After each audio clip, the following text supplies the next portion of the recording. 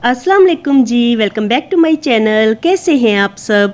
मेरे चैनल में आप सबको खुशामदीद। तो आज मेरे किचन में बन रही है जी खास रेसिपी मटर पुलाव, और साथ में इसमें हम आलू भी ऐड करेंगे तो सोने पे सुहागा हो जाएगा और भी ज़्यादा लजीज और मज़ेदार हमारा पुलाव बन जाएगा।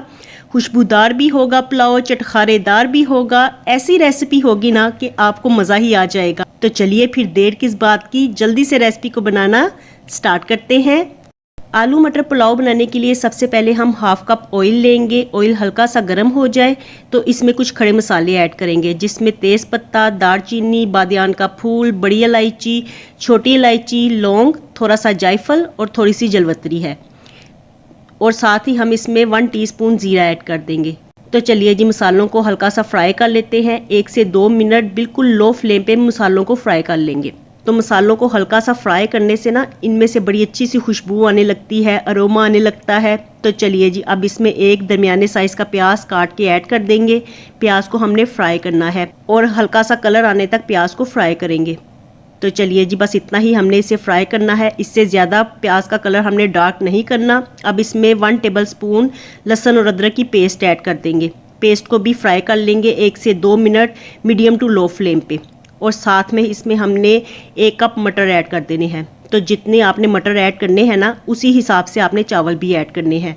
और मटरों को भी ना हल्का सा फ्राई कर लेंगे, ज़्यादा देर इनको फ्राई नहीं करना। और साथ ही ना अब इसमें हमने 2-3 आलू काट के ऐड कर देने हैं। और आलू के टुकड़े थोड़े से बड़े साइज़ में आप काटिएगा, क्योंकि जब पुलाव में नज़र आएंगे ना आलू तो बड़े ज़बरदस्त लगेंगे। और अब इनको अच्छे से फ्राई कर लीजिए। 1 से 2 minute medium to low flame पे मटर और आलू को आपने फ्राई कर लेना है। और साथ ही अब इसमें बेसिक मसाले ऐड करते हैं। तो 1 टेबलस्पून मैंने इसमें नमक ऐड किया है। नमक बाद में चख के मज़ीद ऐड कर देंगे अगर ज़रूरत हुई तो। और साथ ही इसमें 1 टीस्पून कुटी हुई लाल मिर्च को ऐड किया है। हाफ़ टीस्पून पिसा हुआ सूखा धनिया ऐड करेंगे। और हाफ़ टीस्पून इसमें हम गरम मसाला ऐड करेंगे। साथ ही 3 से 4 अदद हरी मिर्चें काट के ऐड कर देंगे।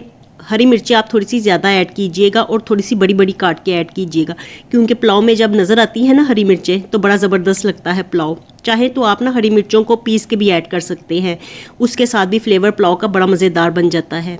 और अब एक बड़े साइज़ का टमाटर काट के ऐड कर देंगे। टमाटर के टुकड़े भी ना थोड़े से बड़े साइज़ में आपने रखने हैं ताकि ये भी पुलाव में नज़र आए।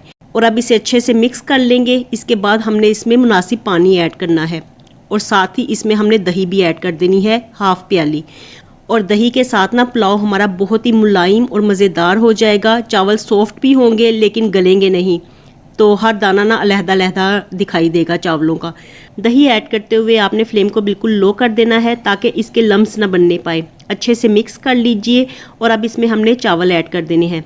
तो चावलों को पकाने से आधा घंटा पहले पानी में ज़रूर भिगो के रखा करें। इससे एक तो चावल लंबे लंबे बनते हैं और दूसरा जल्दी नरम भी हो जाते हैं और ज़्यादा पानी ऐड करने की ज़रूरत नहीं रहती। तो चलिए जी अच्छे से मिक्स करते हैं। और इसी स्टेज पे आपने नमक की मिकदार को पूरा करना है।